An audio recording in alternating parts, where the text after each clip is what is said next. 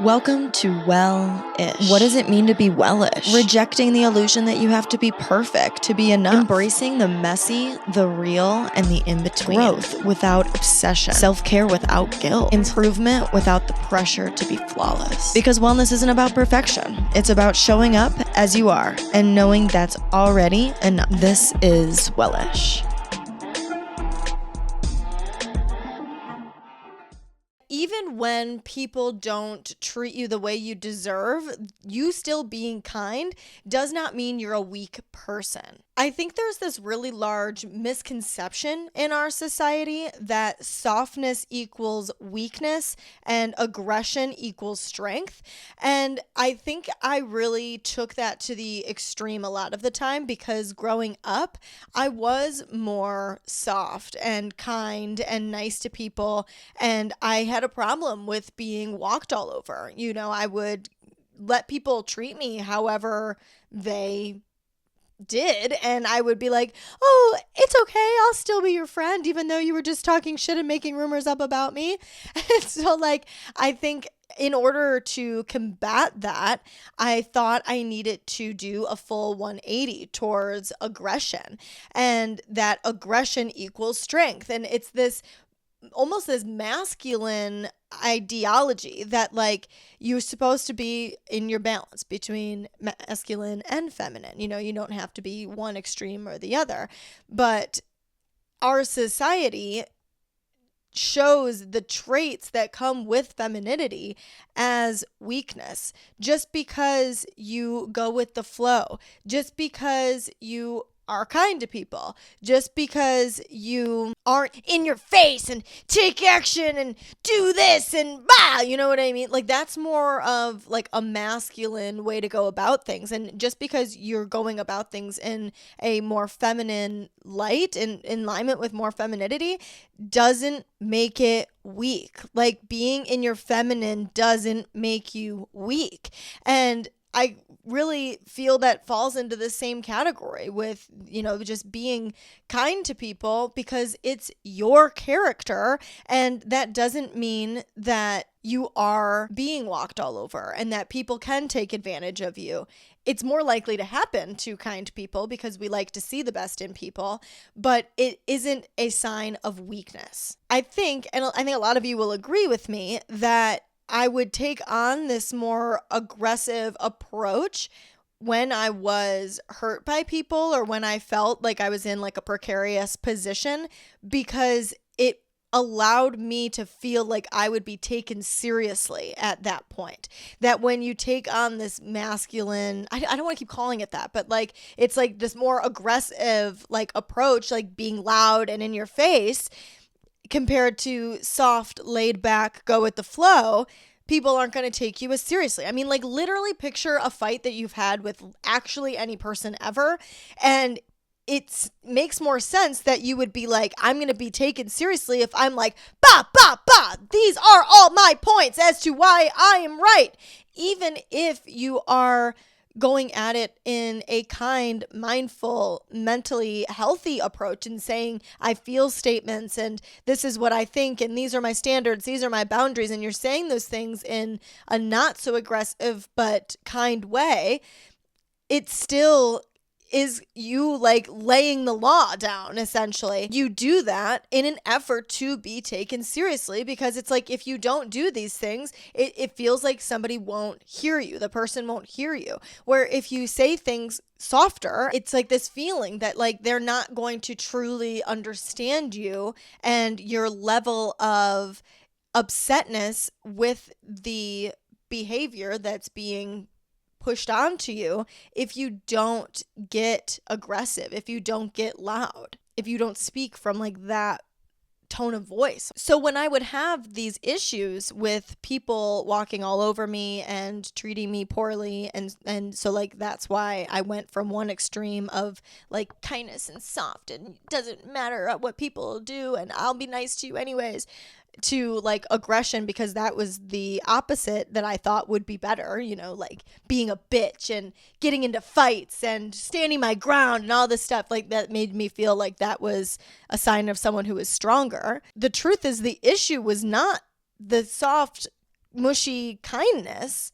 The issue was my lack of boundaries. It's interesting because when I look back on who I was when I would be more soft and let people walk all over me, I felt very stuck in my wounds of not enoughness, and I would feel like if only I could be more aggressive or straightforward or put my foot down and be not afraid of confrontation, that would make it so that I had more value, my brain thought, because then I thought people wouldn't treat me poorly because they wouldn't think that they could, or they wouldn't talk about me behind my back, or, whatever, because I would have this more like, you can't fuck with me mentality. Even though being that kind of person was completely the opposite of who I naturally am, who I naturally was. I am a very empathetic person. I'm a very sensitive person. I'm very much a lover, not a fighter. So I felt like I had to push down these characteristics that really were who I am, who I was,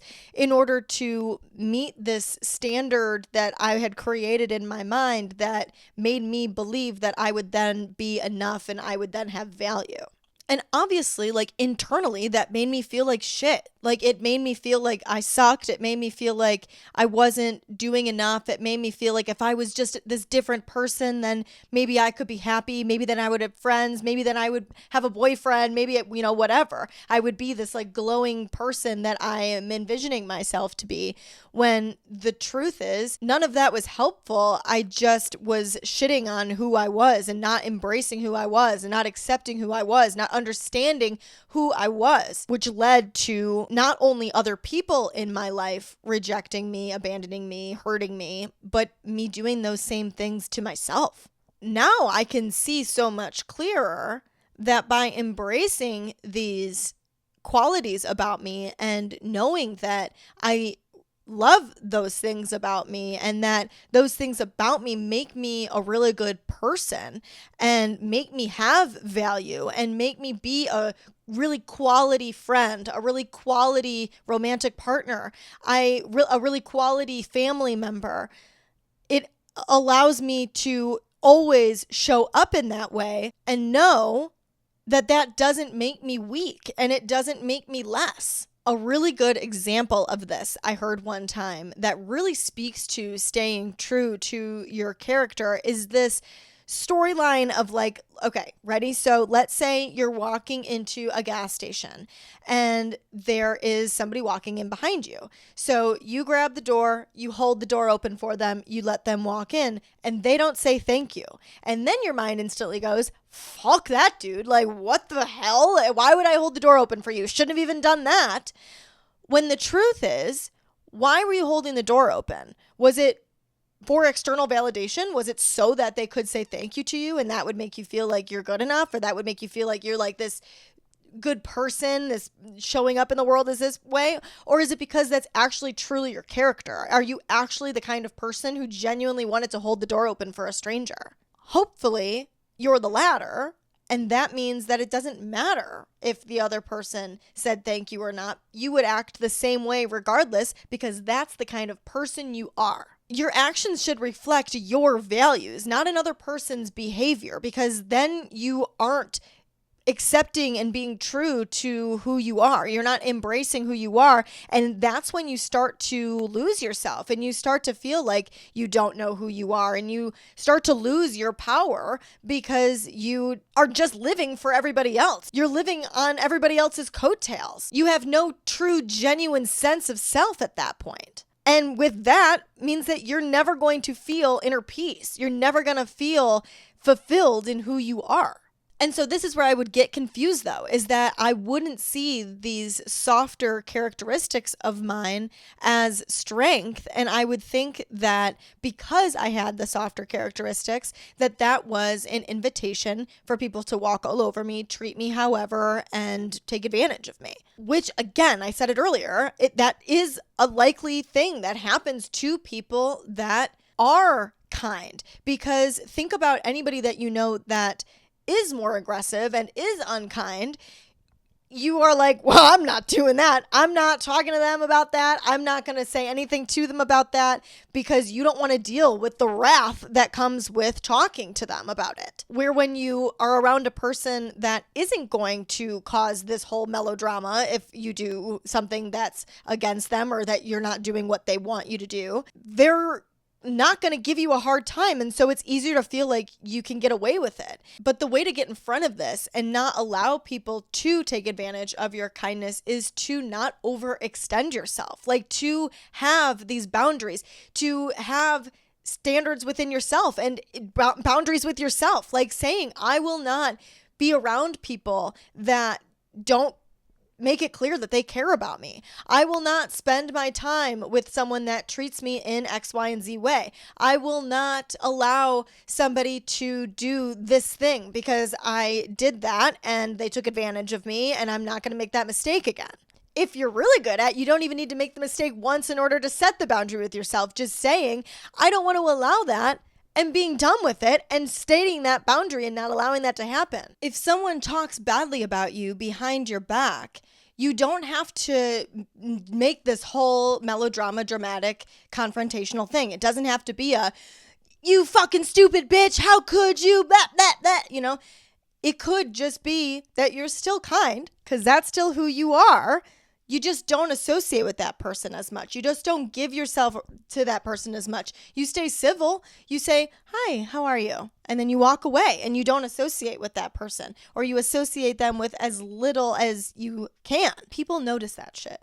And it's even more satisfying to not give them a reaction. It's so much more satisfying to just know that you didn't do shit wrong. It's so much more satisfying to know that you are this kind person that stays true to her values than letting another person control how you show up, control your emotions, control your behavior. Because you always walk away from those situations going, God, I'm an idiot. Why did I say that? Or I popped off a little too hard. That's so embarrassing. I wish they didn't realize that they got a rise out of me. Which leads me into my next point about how powerful compassion, forgiveness, and letting go truly is. You are choosing compassion. You are choosing to forgive. You are choosing to let go for your peace. Not for the other person,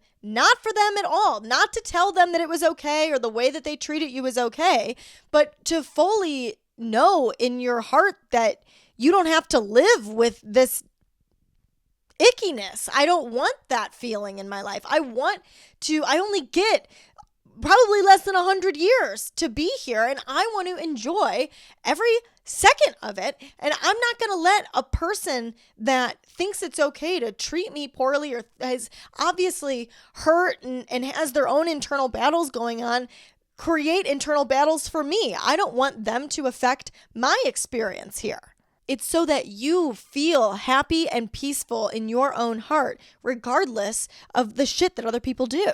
Now, this is also a really good area where people could take advantage of you. But there is a difference between healthy compassion and letting people get away with bad behavior. Letting go is also a complicated one because it feels like if you let go of the anger, you're saying that it's okay. If you let go of the hurt, you're saying that it's okay. It's almost like we do that as a means of validation, like that you're validating yourself that the hurt was real, that the way that they treated you was really badly. And by letting it go, you're saying almost that that's not true anymore. And that could not be farther from the truth. Letting go and validating how horrible they treated you are two separate entities. You have to let go of resentment, not because you're saying, I don't care about how they treated me anymore. I'm good. Doesn't matter. It definitely still matters. And you are definitely allowed to care that somebody that you allowed close into your life potentially treated you badly, that you allowed somebody in your life that hurt you. That sucks. That you're not saying that it's okay, but you have to let go of the resentment because it only drains you, not them. You holding on to that anger doesn't affect them one iota. It doesn't affect them one iota. And you know how you know that that's true? It doesn't impact the person doing the hurting as much as it does the person who got hurt. Because while the person who did the hurting might feel bad for hurting somebody, they were not hurt in that process. They were the ones doing the hurting. So you have to let go of that anger and that resentment, not to say that it's okay. You can still care. And the way that they treated you poorly is valid. Valid in the sense that that happened. You did experience that and they did treat you poorly, but you're only draining you. You're not draining them. You're not doing anything to stick it to them or prove it to them that they did hurt you in that way. So if you want to feel happy and at peace, you have to learn to let it go. And the idea of forgiveness, I think, is so hard for people because forgiveness has been ingrained into us that you're telling the other person it's okay. Because, that's literally the sentence. I'm sorry. It's okay. I'm not saying it's okay. I'm not saying it's okay. I am finding forgiveness in my heart because I know that hurt people. Okay? I'm finding forgiveness in my heart because I need to be able to move on with my life and feel at ease. And I know that by me forgiving their actions for myself does not mean it's okay how they treated you.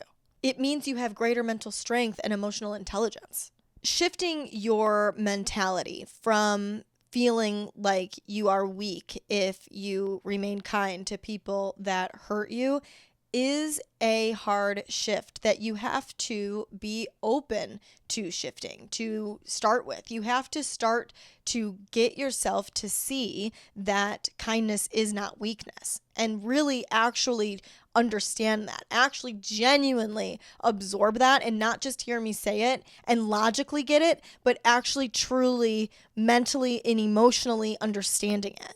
And when I say that, I'm talking about the knowledge to skill gap. We can hear that. We can see that.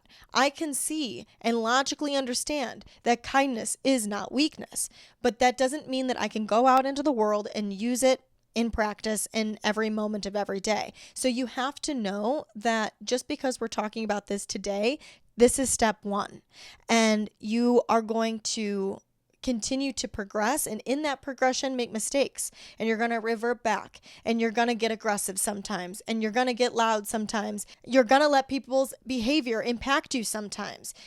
It just is a part of learning and growing, and life is constantly teaching us how to evolve and grow.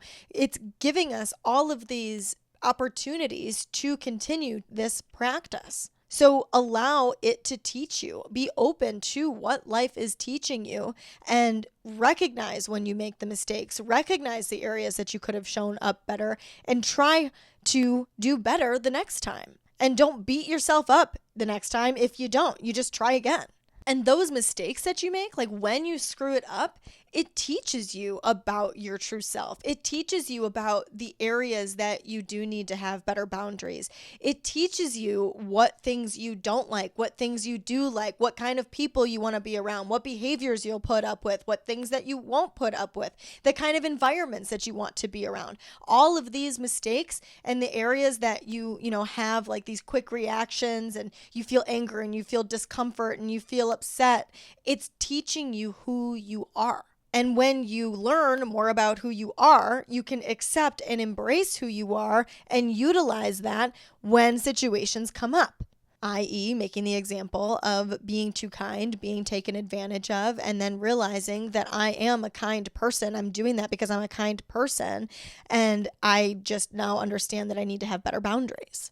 I think a really important thing to remember as well, that if your kindness doesn't extend to the people that have hurt you and it doesn't extend to yourself, that your journey through kindness is not complete. You have to find a way to be able to have that kindness in all areas to really reap the benefits of inner peace and happiness. choosing kindness and peace over anger has really changed my life. And fortunately, I wouldn't consider myself like a wildly angry person. You know, I know there's a lot angrier people out there, but I think like through my mind racing, that it will make me feel overwhelmed and in turn cause me to get angry and, you know, get upset when I feel that people aren't treating me nicely, you know, as one does. That's a very normal reaction, a very normal thing to experience. But choosing kindness and peace has just made me feel not only much happier and much more at ease and much more in control and much more confident and much more proud of who I am, but it also allows me to move forward in my life with full faith that I'm a good person. Like it makes me feel like I've been able to put my best foot forward and I have done my best, and that there aren't areas that I go, could I have done this better? I don't have a lot of those. And so like keeping those things to an absolute minimum allows me to live in a way that makes me feel strong, which is so funny because it really comes full circle to thinking that the kindness is weakness, when really at the end of the day, when you get through all of that shit, when you get all the way around it and fully understand it and start to implement it, that you say, oh my God, wait a second, it actually makes me a strong ass person to be able to be kind when people have bad behavior, that I am not allowing people who hurt me to control my mind and control my emotions. Thank you so much for being here. I absolutely love talking to you guys. It makes me feel so full, so good, and so happy to have you guys in my life. And I am just so grateful. Please, if you wouldn't mind leaving a rate and a review for the show on Spotify and Apple Podcasts, it really helps keep the show going. And, you know, we're talking about kindness. Be kind. Be kind. Just be a little kind. Leave a rate review. Thank you very much. Preach. You can also follow me at sarah.rittendale, and you can follow the show at Wellish Podcast. Both Wellish is both on TikTok and on Instagram for any show updates and just, you know, to keep up. I will talk to you guys next Monday. Bye.